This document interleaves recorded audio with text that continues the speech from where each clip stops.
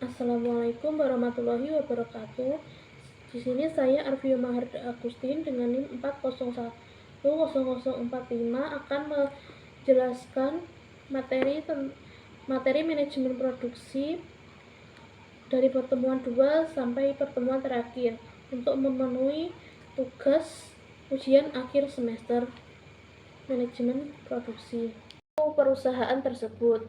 Hal ini karena kegiatan produksi dalam suatu perusahaan terhenti, maka kegiatan dalam perusahaan tersebut ikut terhenti pula.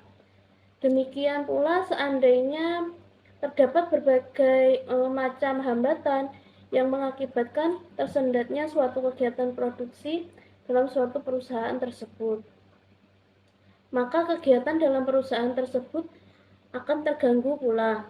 Oleh karena itu, pentingnya kegiatan produksi dalam suatu perusahaan, maka sebuah keharusan bagi setiap perusahaan untuk selalu memperhatikan kegiatan produksi yang ada di dalam perusahaan.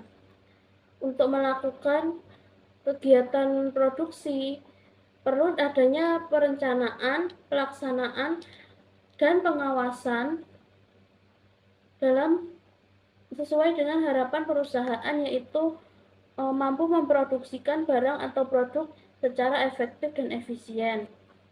Di dalam manajemen produksi terdapat 3 ruang lingkup, yaitu yang pertama aspek struktural. Aspek struktural ini menekankan bahwa input yang ditransformasikan harus terstruktur dari awal hingga akhir. Input harus sesuai dengan tujuan produksi. Yang kedua, fungsional. Aspek ini menekan bahwa suatu barang yang diproduksi harus sesuai dengan fungsinya sehingga tujuan dari produksi dapat tercapai dengan baik dan benar. Kemudian yang ketiga, aspek lingkungan atau aspek eksternal. Produk atau output yang dihasilkan harus ramah lingkungan, harus mengarah terhadap sosial, budaya, politik, pemerintah yang berada di daerahnya harus menyesuaikan. Kemudian di dalam manajemen produksi terdapat pengelolaan 5P. P yang pertama yaitu people. People di sini adalah orang yang mengerjakan atau melakukan proses produksi. Yang kedua yaitu plant. Plant di sini berarti tumbuh. Tumbuh yaitu di mana tempat produksi itu tumbuh dan akan berkembang seperti di pabrik atau di rumahan. Yang ketiga yaitu part. Part di sini adalah faktor input produksi seperti uang, bahan baku, dan lain-lain. Kemudian yang keempat yaitu proses. Proses di sini berarti dalam menjalankan kegiatan produksi, seorang pengusaha menggunakan metode seperti apa, langkah apa yang digunakan, dan harus sesuai dengan standar yang telah ditentukan. Kemudian yang kelima yaitu planning and control system. Planning and control system di sini yaitu suatu sistem yang sudah berjalan harus sesuai dengan perencanaan yang di awal sebelum dilakukannya proses produksi. Perencanaan dan jenis-jenis produksi. Perencanaan produksi adalah serangkaian kegiatan yang dilakukan untuk melakukan kegiatan produksi di masa yang akan datang dalam suatu operasi manufaktur atau untuk menghasilkan barang atau jasa sehingga produk dapat terselesai dalam waktu yang sudah ditentukan. Perencanaan produksi dilakukan agar proses produksi dapat memenuhi permintaan pasar dan kapasitas produksi. Tujuan utama dari perencanaan produksi adalah untuk mengkoordinasikan bagaimana aspek dalam produksi agar mencapai efisiensi, produktivitas, dan kualitas yang optimal.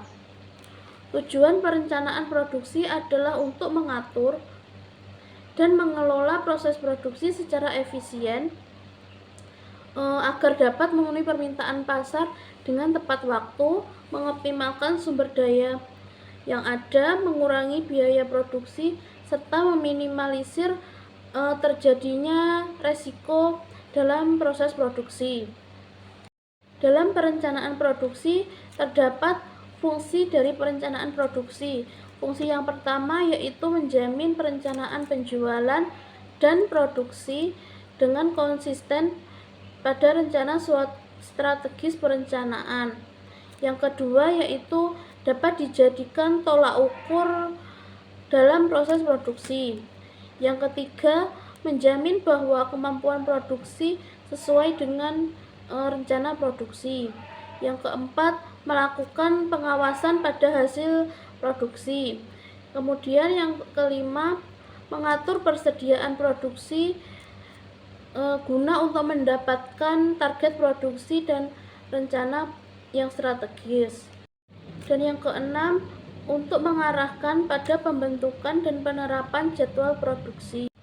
Setelah fungsi dari perencanaan, di sini saya akan menjelaskan beberapa jenis dari perencanaan produksi, yaitu yang pertama, melakukan perencanaan yang berbasis pekerjaan. Dalam melakukan perencanaan yang berbasis pekerjaan, perusahaan ini berfokus pada produksi suatu barang yang pelaksanaannya dilakukan seorang karyawan atau satu tim karyawan. Kemudian yang kedua, perencanaan produksi batch. Kegiatan perencanaan dengan produksi batch digunakan saat barang diproduksi secara berkelompok tetapi bukan secara individu, atau produksi yang dilakukan secara berkelanjutan dalam waktu yang lama. Kemudian yang kedua, melakukan metode dengan permintaan. Melakukan metode dengan permintaan ini diinginkan bagi para perusahaan untuk menghasilkan produk dalam jumlah yang besar dan dalam waktu yang singkat. Kemudian yang terakhir, yang kelima, yaitu melakukan metode proses manufacturing berkelanjutan. Pada metode ini, proses berkelanjutan dapat dilihat dari aliran material yang digunakan secara terus-menerus pada jalur produksi. Pada umumnya, produk yang telah diselesaikan tidak dihitung sebagai unit atau distrik. Kemudian proses produksi. Proses produksi adalah metode ataupun teknik yang digunakan bagaimana penambahan pemanfaatan atau penciptaan faedah, bentuk, waktu, dan tempat atas faktor produksi sehingga dapat bermanfaat bagi pemenuhan kebutuhan konsumen. Terdapat 4 strategi dalam proses produksi, antara lain yaitu fokus proses, yang kedua yaitu fokus repetitif, yang kedua fokus produk, dan yang keempat fokus kustomisasi massal. Kemudian analisis produksi dapat bertujuan untuk menganalisis bahwa proses produksi berfungsi dalam suatu perusahaan dalam menjalankan kegiatan dalam proses produksi. Perusahaan selalu memperhatikan tahap-tahap dalam proses produksinya. Kemudian tipe-tipe proses produksi. Tipe yang pertama yaitu produksi individual. Kemudian yang kedua, produksi skala kecil. Yang ketiga, produksi skala besar. Terdapat 4 strategi dalam proses produksi, antara lain yaitu fokus proses, yang kedua yaitu fokus repetitif, yang kedua fokus produk, dan yang keempat fokus kustomisasi massal. Kemudian analisis produksi dapat bertujuan untuk menganalisis bahwa proses produksi berfungsi dalam suatu perusahaan dalam menjalankan kegiatan dalam proses produksi. Perusahaan selalu memperhatikan tahap-tahap dalam proses produksinya. Kemudian setelah strategi proses adalah tipe-tipe proses produksi. Tipe yang pertama yaitu produksi individual. Produksi individual ini adalah produksi yang dilakukan secara individu atau oleh satu karyawan saja. Kemudian produksi skala kecil. Produksi ini hanya memproduksi barang atau produk dalam skala kecil saja atau hanya sedikit. Kemudian produksi skala besar. Produksi skala besar ini adalah produksi yang dilakukan secara memproduksi banyak produk dalam jumlah yang sangat banyak. Kemudian produksi massal.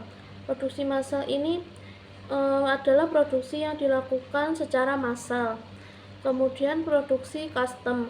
Produksi custom ini adalah memproduksi barang sesuai dengan permintaan konsumen. Kemudian faktor yang mempengaruhi proses produksi. Faktor yang pertama yaitu faktor alam atau tanah. Faktor yang kedua yaitu faktor tenaga kerja. Faktor tenaga kerja di sini yaitu berasal dari tenaga kerja. Kemudian faktor yang ketiga yaitu faktor modal. Kemudian faktor organisasi. Strategi manajemen produksi. Strategi manajemen produksi adalah rencana perusahaan untuk mengubah input menjadi output yang berkaitan erat dengan aspek produksi, operasional, peralatan, fasilitas, dan sumber daya perusahaan. Strategi manajemen berfungsi untuk mengelola semua aspek dalam proses produksi, termasuk proses perencanaan, pengorganisasian, pengarahan, pengendalian, dan dalam seluruh proses produksi. Dengan mencapai tujuan, efisiensi, efektivitas, dan kualitas yang optimal dalam mencapai tujuan organisasi atau perusahaan. Dalam strategi manajemen produksi terdapat 4 macam strategi. Strategi yang pertama yaitu framework ketidakpastian. Framework ketidakpastian memiliki 4 kuadran. Kuadran yang pertama yaitu efisien supply chain. Kuadran pertama ini memiliki karakteristik ketidakpastian permintaan dan ketidakpastian pasokan yang sama-sama rendah. Dengan kata lain, permintaan dan pasokannya tidak stabil. Karakteristik ideal yang seharusnya dimiliki dan dicapai adalah oleh setiap perusahaan. Yang kedua adalah responsive supply chain. Responsive supply chain memiliki karakteristik ketidakpastian permintaan tinggi, akan tetapi ketidakpastian pasokannya rendah. Strategi yang tepat untuk digunakan dalam kuadran ini adalah membuat sistem produksi yang dapat membuat produk yang lebih fleksibel dan responsif sesuai dengan permintaan konsumen. Yang ketiga yaitu risk hedging supply chain. Pada kuadran ini memiliki karakteristik ketidakpastian permintaan yang rendah, akan tetapi ketidakpastian pasokannya tinggi. Strategi yang cocok digunakan untuk kuadran ini adalah terus mencari dan menambah pemasok yang eligible dan reliable secara terus-menerus dan berkesinambungan. 4 adalah agile supply chain. Agile supply chain memiliki karakteristik yang paling tidak ideal, yaitu ketidakpastian permintaan dan ketidakpastian pasokan sama-sama tinggi. Strategi yang dapat digunakan adalah penggabungan kelebihan dari kuadran 2 dan kuadran 3. Perusahaan harus bisa mengambil sikap yang lincah yang sesuai dengan ketidakpastian yang sedang terjadi di lapangan. Tujuan dan pengendalian manajemen produksi. Produksi adalah penciptaan atau penambahan faedah bentuk, waktu, dan tempat atas faktor-faktor produksi sehingga lebih bermanfaat bagi pemenuhan kebutuhan manusia. Adapun tujuan dari manajemen produksi adalah untuk memproduksi atau mengatur produksi barang-barang atau jasa dalam jumlah, kualitas, harga, waktu, serta tempat yang ditentukan sesuai dengan kebutuhan dari konsumen. Kemudian elemen-elemen dalam pengendalian produksi. Elemen yang pertama yaitu elemen yang mengontrol kualitas dan kuantitas bahan yang dibeli atau yang sedang dalam pengiriman. Yang kedua, elemen mengontrol persyaratan ketersediaan bahan pendukung dan peralatan untuk menjalankan proses produksi. Yang ketiga, elemen untuk mengontrol kapasitas tenaga kerja, peralatan, mesin yang tersedia dan juga dapat membantu penjadwalan produksi. Yang keempat, pengendalian produk. Pengendalian produksi membantu menentukan waktu pelepasan produk ke pasar. Yang kelima, elemen dapat membantu mengontrol jumlah akumulasi pekerjaan yang berbeda di berbagai bidang pekerjaan. Yang keenam, elemen untuk mengurangi terjadinya kerusakan dan pembusukan pada bahan atau material.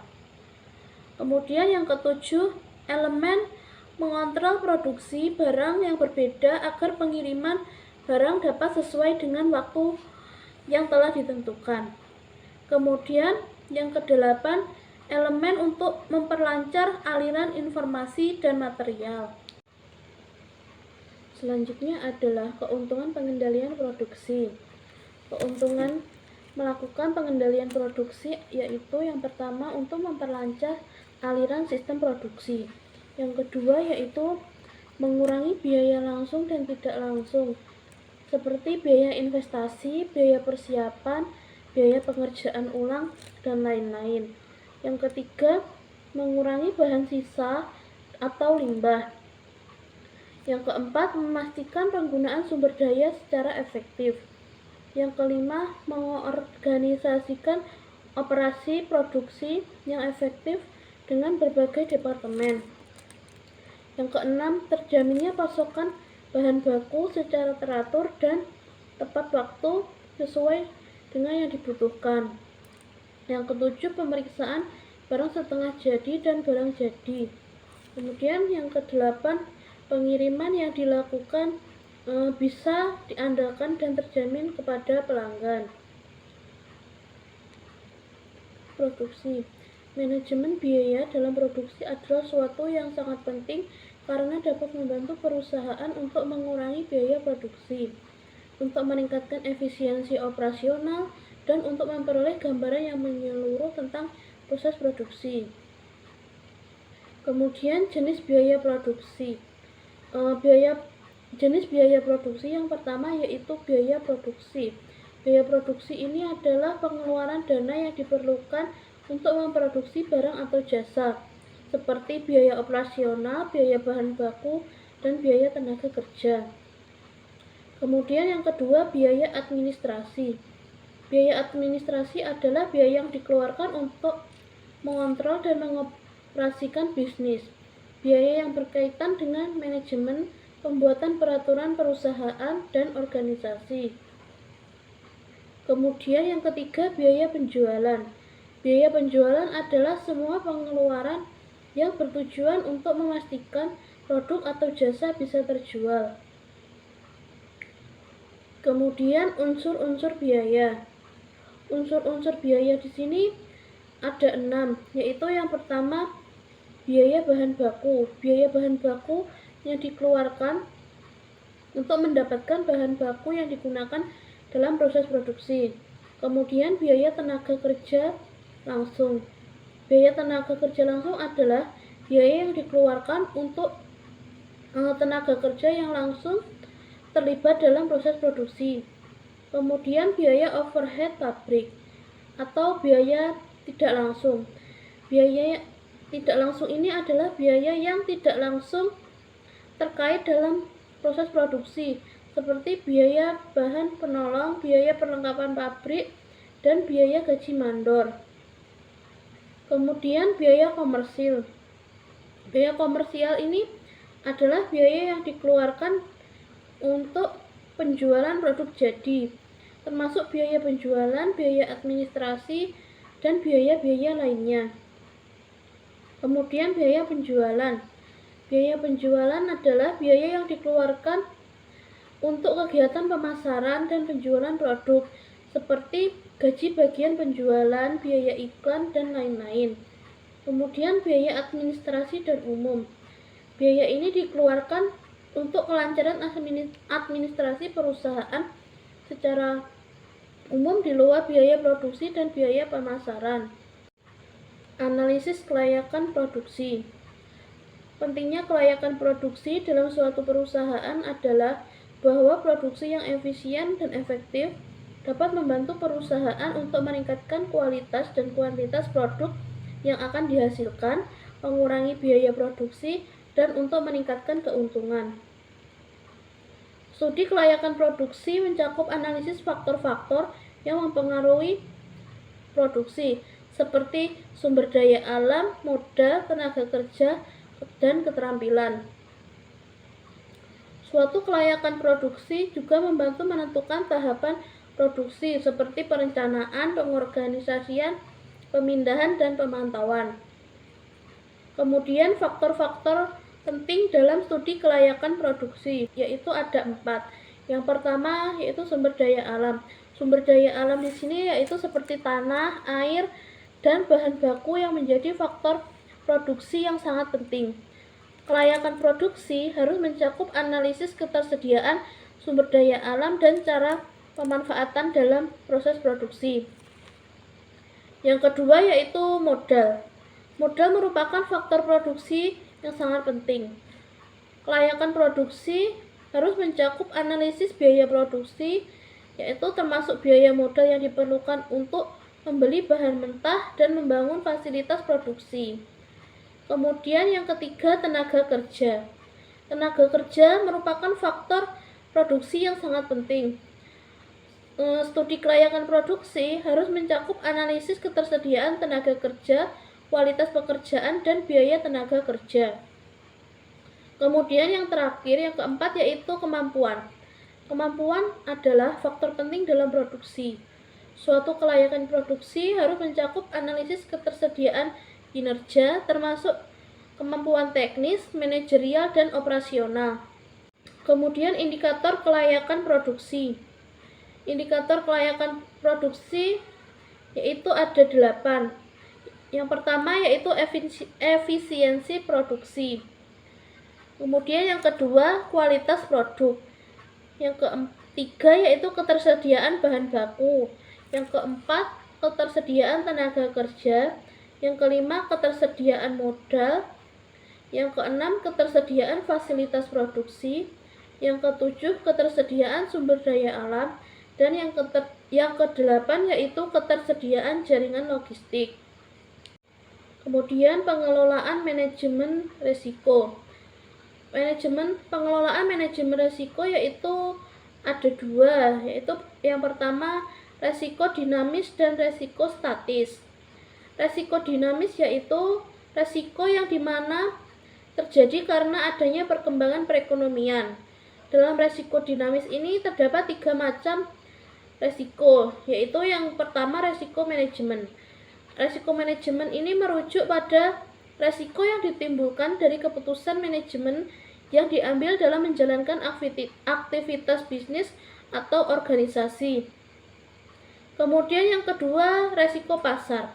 Risiko pasar merujuk pada risiko yang ditimbulkan dari fluktuasi harga atau nilai aset keuangan akibat perubahan kondisi pasar. Kemudian yang ketiga, risiko akibat inovasi. Risiko akibat inovasi ini merujuk pada kemungkinan risiko yang terkait dengan penerapan atau pengembangan inovasi baru dalam suatu organisasi. Kemudian risiko statis. Risiko statis yaitu risiko yang terkait dengan kondisi perekonomian yang statis. Dalam risiko statis terdiri dari 4 macam, yaitu masyarakat atau risiko sosial. Yang kedua, fisik atau risiko fisik. Yang ketiga, ekonomi atau risiko ekonomi. Yang keempat yaitu untung atau rugi yang ditimbulkan dari perdagangan. Kemudian tujuan manajemen risiko. Tujuan manajemen risiko adalah untuk meningkatkan kinerja perusahaan, mengurangi risiko yang ada, serta mendukung pencapaian tujuan yang telah ditetapkan. Beberapa tujuan dari manajemen risiko sendiri yaitu sebagai berikut.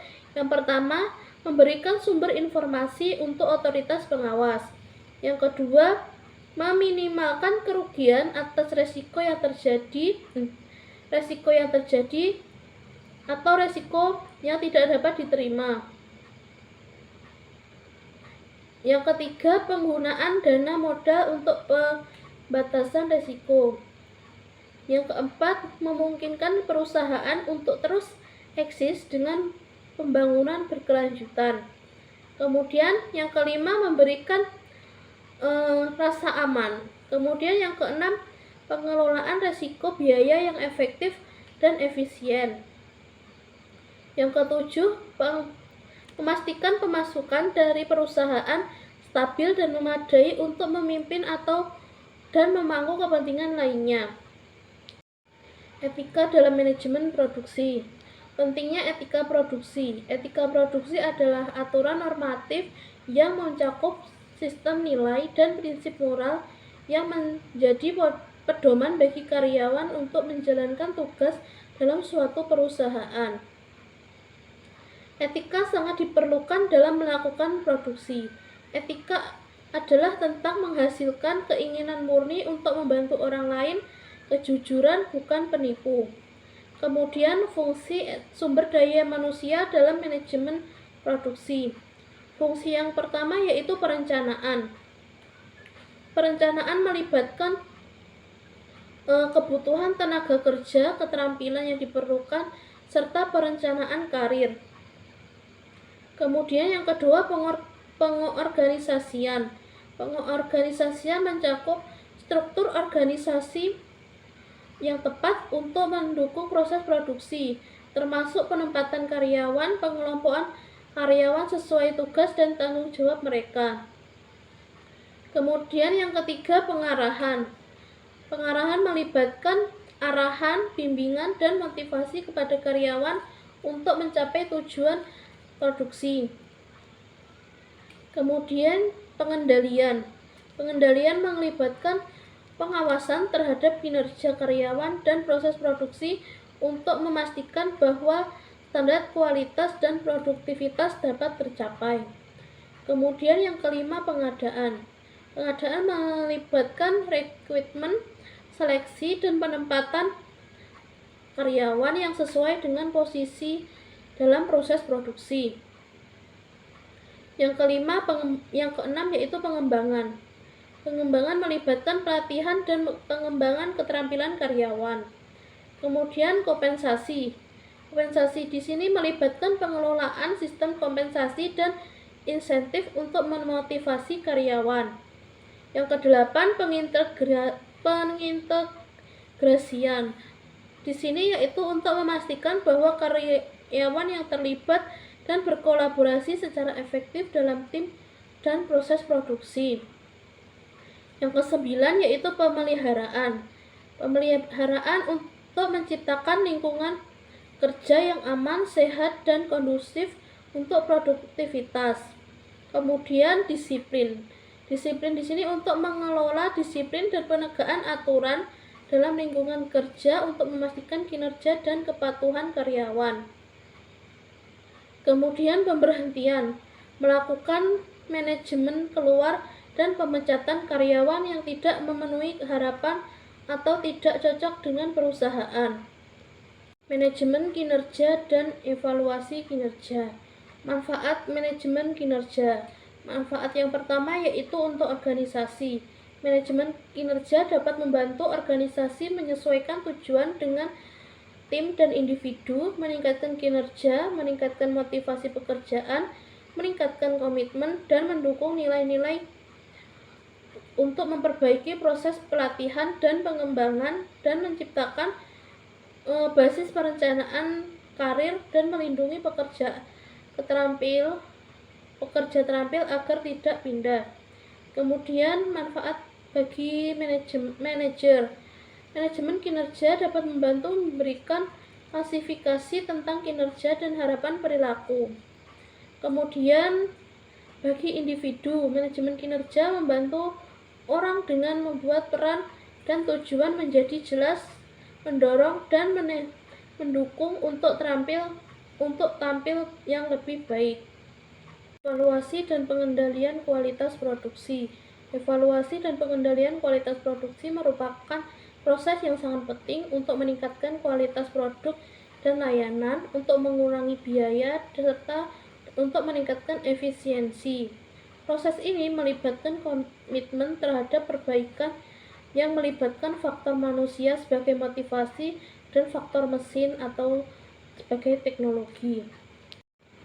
Proses pengendalian kualitas pada proses produksi dilakukan dengan langkah-langkah, yaitu yang pertama pemeriksaan awal oleh kepala grup, yang kedua pemeriksaan oleh operator quality control, yang ketiga perbaikan jika ditemukan penyimpangan, yang keempat pengulangan langkah 1-3 hingga produk memenuhi standar, kemudian yang kelima penyimpanan produk yang telah memenuhi standar.